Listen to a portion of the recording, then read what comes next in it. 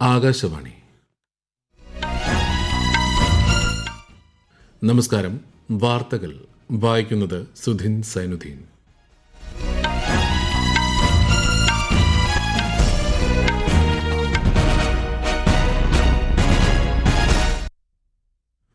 പ്രധാന വാർത്തകൾ. തമിഴ്നാട്ടിലും പശ്ചിമബംഗാളിലെ ഒന്നാം ഘട്ട നിയമസഭാ തെരഞ്ഞെടുപ്പിലും റെക്കോർഡ് പോളിംഗ്. തമിഴ്നാട്ടിലെ 84.69%, പശ്ചിമബംഗാളിൽ 91.78% പോളിംഗ് ശതമാനം. പശ്ചിമബംഗാൾ നിയമസഭാ തെരഞ്ഞെടുപ്പിന്റെ ആദ്യഘട്ടത്തെ തുടർന്ന് പുതിയ മാർഗനിർദ്ദേശങ്ങൾ പുറപ്പെടുവിച്ച് തെരഞ്ഞെടുപ്പ് കമ്മീഷൻ.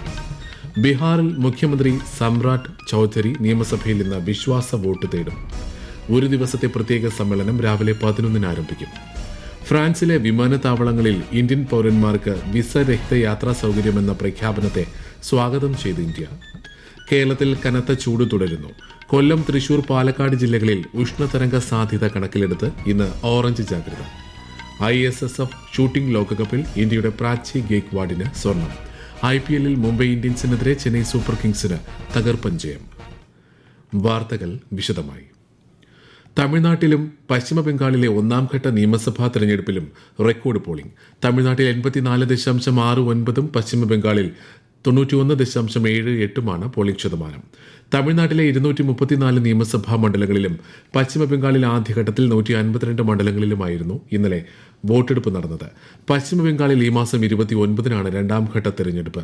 ഗുജറാത്തിലെ ഉംറേദ് നിയമസഭാ മണ്ഡലത്തിലും മഹാരാഷ്ട്രയിലെ ബാരാമതി, രാഹുരി മണ്ഡലങ്ങളിലും ഇതോടൊപ്പം ഇന്നലെ ഉപതെരഞ്ഞെടുപ്പ് നടന്നു.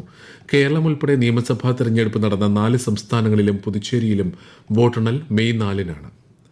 പശ്ചിമബംഗാളിൽ രണ്ടാം ഘട്ട നിയമസഭാ തെരഞ്ഞെടുപ്പിലേക്കുള്ള പ്രചാരണം ഊർജിതമായി പുരോഗമിക്കുകയാണ്. പ്രധാനമന്ത്രിയും മുതിർന്ന BJP നേതാവുമായ നരേന്ദ്രമോദി കൃഷ്ണനഗറിലും മധുരാപൂരിലും NDA പ്രചാരണ റാലികളിൽ പങ്കെടുത്തു. മുഖ്യമന്ത്രിയും തൃണമൂൽ കോൺഗ്രസ് നേതാവുമായ മമതാ ബാനർജി ഇന്നലെ കൊൽക്കത്തയിൽ പ്രചാരണം നടത്തി. CPIM general secretary MA baby, മുതിർന്ന നേതാവ് ബൃന്ദ കരാട്ട് തുടങ്ങിയവർ ജാദവ്പൂരിലാണ് പ്രചാരണം നടത്തിയത്. പശ്ചിമബംഗാൾ നിയമസഭാ തെരഞ്ഞെടുപ്പിന്റെ ആദ്യഘട്ടത്തെ തുടർന്ന് പുതിയ മാർഗനിർദ്ദേശങ്ങൾ പുറപ്പെടുവിച്ച് തെരഞ്ഞെടുപ്പ് കമ്മീഷൻ. വോട്ടെടുപ്പ് അവസാനിച്ചതിന് ശേഷം നിരീക്ഷണ ക്യാമറകളും വീഡിയോ ഡാറ്റയും കൈകാര്യം ചെയ്യുന്നതിന് കർശനമായ നിർദ്ദേശങ്ങളാണ് തെരഞ്ഞെടുപ്പ് കമ്മീഷൻ നിശ്ചയിച്ചിരിക്കുന്നത്. പോളിംഗ് ബൂത്തിലെ ക്യാമറകളിൽ ഉപയോഗിക്കുന്ന SD കാർഡുകൾ വോട്ടെടുപ്പ് അവസാനിച്ച ശേഷം ബന്ധപ്പെട്ട ഉദ്യോഗസ്ഥർക്ക് മാത്രമേ നീക്കം ചെയ്യാൻ അനുവാദമുള്ളൂ. പോളിംഗ് സമയത്ത് പകർത്തിയ എല്ലാ ദൃശ്യങ്ങളും സുരക്ഷിതമായി സൂക്ഷിക്കണമെന്നും തെരഞ്ഞെടുപ്പ് കമ്മീഷൻ നിർദ്ദേശം നൽകി. ഫ്രാൻസിലെ വിമാനത്താവളങ്ങളിൽ ഇന്ത്യൻ പൌരന്മാർക്ക് വിസ രഹിത യാത്രാ സൌകര്യമെന്ന പ്രഖ്യാപനത്തെ ഇന്ത്യ സ്വാഗതം ചെയ്തു. ഇരു രാജ്യങ്ങൾക്കുമിടയിലെ അടുത്ത ബന്ധമാണ് ഈ പ്രഖ്യാപനത്തിലൂടെ വ്യക്തമാകുന്നതെന്ന് വിദേശകാര്യ മന്ത്രാലയ വക്താവ് രൺധീർ ജയ്സ്വാൾ വാർത്താ സമ്മേളനത്തിൽ അറിയിച്ചു. We welcome the announcement on the operationalization of visa-free transit for Indian nationals transiting through French airports.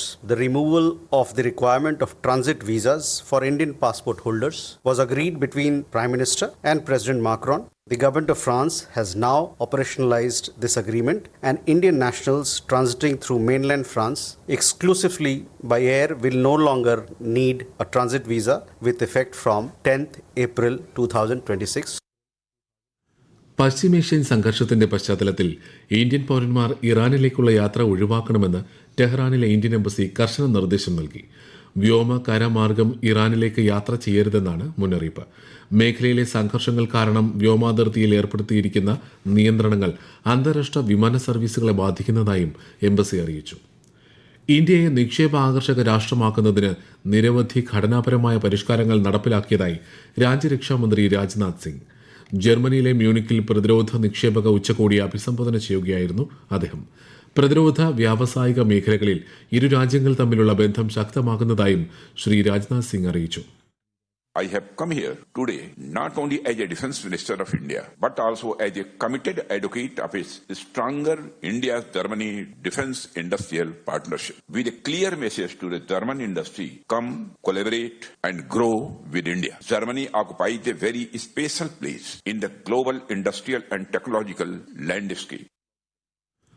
ബീഹാറിൽ ഇന്ന് ചേരുന്ന ഒരു ദിവസത്തെ പ്രത്യേക നിയമസഭാ സമ്മേളനത്തിൽ മുഖ്യമന്ത്രി സമ്രാജ് ചൌധരി നിയമസഭയിൽ ഇന്ന് വിശ്വാസ വോട്ട് തേടും.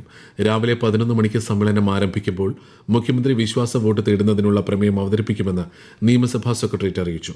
എല്ലാ മന്ത്രിമാരും സാമാജികരും സഭയിൽ സന്നിഹിതരായിരിക്കണമെന്ന് നിർദ്ദേശം നൽകിയിട്ടുണ്ട്. ഈ മാസം 15-നാണ് സമ്രാജ് ചൌധരി മുഖ്യമന്ത്രിയായി സത്യപ്രതിജ്ഞ ചെയ്തത്. ഇന്ന് ദേശീയ പഞ്ചായത്ത് രാജ് ദിനം. പഞ്ചായത്ത് രാജ് മന്ത്രാലയത്തിന്റെ നേതൃത്വത്തിൽ ദിനാഘോഷത്തിന്റെ ഭാഗമായി ഇന്ന് ന്യൂഡൽഹിയിൽ പ്രത്യേക പരിപാടി സംഘടിപ്പിക്കും. കേന്ദ്ര പഞ്ചായത്ത് രാജ് സഹമന്ത്രി SP സിംഗ് ബാഘേൽ പരിപാടിയിൽ പങ്കെടുക്കും. പഞ്ചായത്ത് വികസന സൂചികയെക്കുറിച്ചുള്ള റിപ്പോർട്ടും പുറത്തിറക്കും. പഞ്ചായത്ത് രാജ് സ്ഥാപനങ്ങൾക്ക് ഭരണഘടനാ പദവിയും നിയമപരമായ അംഗീകാരവും നൽകിയ 73ാം ഭരണഘടനാ ഭേദഗതി നടപ്പിലാക്കിയതിന്റെ സ്മരണാർത്ഥമാണ് ദേശീയ പഞ്ചായത്ത് രാജ് ദിനം ആചരിക്കുന്നത്. പ്രധാനമന്ത്രി നരേന്ദ്രമോദി ആകാശവാണിയിലൂടെ ജനങ്ങളുമായി ആശയങ്ങൾ പങ്കുവയ്ക്കുന്ന പ്രതിമാസ റേഡിയോ പ്രഭാഷണ പരിപാടി മൻ കി ബാത് ഈ ഞായറാഴ്ച രാവിലെ 11 മണിക്ക്. പരിപാടിയുടെ 133ാം പതിപ്പാണിത്. ആകാശവാണിയിലും ദൂരദർശനിലും പരിപാടി തത്സമയം ലഭ്യമാകും. മൻ കി ബാത്തിലേക്ക് ഇന്ന് കൂടി അഭിപ്രായങ്ങൾ പങ്കുവയ്ക്കാം. ഈ വാർത്തകൾ ആകാശവാണിയിൽ നിന്ന്. ആകാശവാണി വാർത്തകളും വാർത്താ അധിഷ്ഠിത പരിപാടികളും all India radio news Thiruvananthapuram YouTube ചാനലിലും @all India radio news Thiruvananthapuram Facebook പേജിലും AIR ന്യൂസ് തിരുവനന്തപുരം ഇൻസ്റ്റഗ്രാം അക്കൌണ്ടിലും @AIR ന്യൂസ് TVM X ഹാൻഡിലും ലഭ്യമാണ്. ഈജിപ്തിലെ കെയ്റോയിൽ നടക്കുന്ന ISSF ഷൂട്ടിംഗ് ലോകകപ്പിൽ ഇന്ത്യയുടെ പ്രാചി ഗെയ്ക്വാഡിന് സ്വർണം. വനിതകളുടെ 50 മീറ്റർ റൈഫിൾ 3 പൊസിഷനിലാണ് ഈ മെഡൽ നേട്ടം. പുരുഷന്മാരുടെ 10 മീറ്റർ റൈഫിൾ വിഭാഗത്തിൽ നരേൻ പ്രണവ്, വനിതാ സുരേഷിന് വെങ്കല മെഡൽ ലഭിച്ചു. ഷൂട്ടിംഗ് ലോകകപ്പിൽ 2 സ്വർണവും 4 വെള്ളിയും 3 വെങ്കലവുമായി ഇന്ത്യ മുന്നേറ്റം തുടരുകയാണ്. IPL ക്രിക്കറ്റിൽ മുംബൈ ഇന്ത്യൻസിനെതിരെ ചെന്നൈ സൂപ്പർ കിങ്സിന് തകർപ്പൻ ജയം. ഇന്നലെ നടന്ന മത്സരത്തിൽ മുംബൈ ഇന്ത്യൻസിനെ 103 റൺസിനാണ് ചെന്നൈ സൂപ്പർ കിങ്സ് പരാജയപ്പെടുത്തിയത്. ചെന്നൈയ്ക്ക് വേണ്ടി 54 പന്തിൽ നിന്ന് 101 റൺസ് നേടിയ സഞ്ജു സാംസണാണ് കളിയിലെ താരം. ഇന്ന് ഗുജറാത്ത് ടൈറ്റൻസ് റോയൽ ചലഞ്ചേഴ്സ് ബംഗളൂരുവിനെ നേരിടും. ബംഗളൂരുവിൽ രാത്രി 7:30-നാണ് മത്സരം.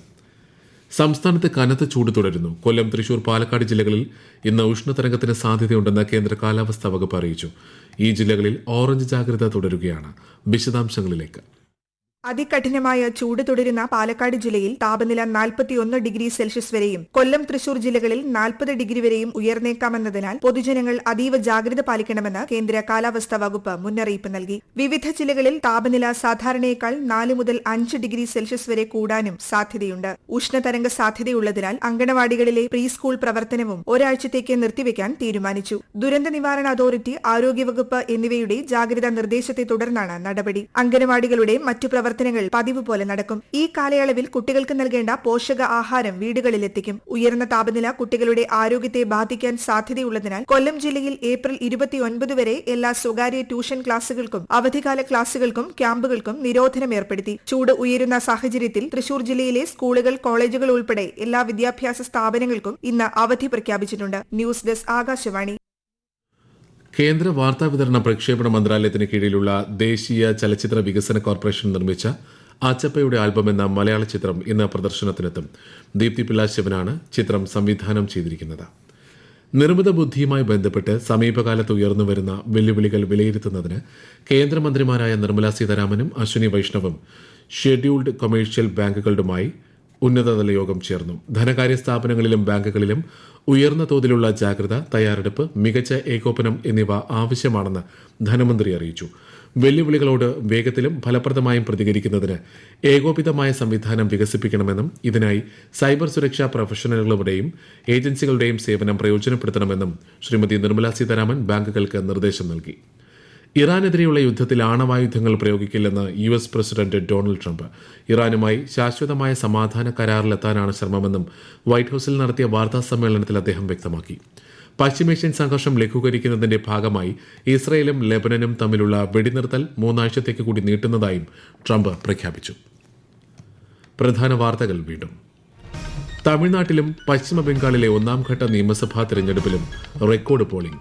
തമിഴ്നാട്ടിൽ 84.69%, പശ്ചിമ ബംഗാളിൽ 91.78% പോളിംഗ് ശതമാനം. പശ്ചിമ ബംഗാൾ നിയമസഭാ തെരഞ്ഞെടുപ്പിന്റെ ആദ്യഘട്ടത്തെ തുടർന്ന് പുതിയ മാർഗനിർദ്ദേശങ്ങൾ പുറപ്പെടുവിച്ച് തിരഞ്ഞെടുപ്പ് കമ്മീഷൻ. ബീഹാറിൽ മുഖ്യമന്ത്രി സമ്രാജ് ചൌധരി നിയമസഭയിൽ ഇന്ന് വിശ്വാസ വോട്ട് തേടും. ഒരു ദിവസത്തെ പ്രത്യേക സമ്മേളനം രാവിലെ 11-ന് ആരംഭിക്കും.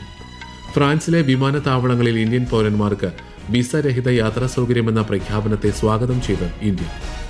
കേരളത്തിൽ കനത്ത ചൂട് തുടരുന്നു. കൊല്ലം, തൃശൂർ, പാലക്കാട് ജില്ലകളിൽ ഉഷ്ണതരംഗ സാധ്യത കണക്കിലെടുത്ത് ഇന്ന് ഓറഞ്ച് ജാഗ്രത.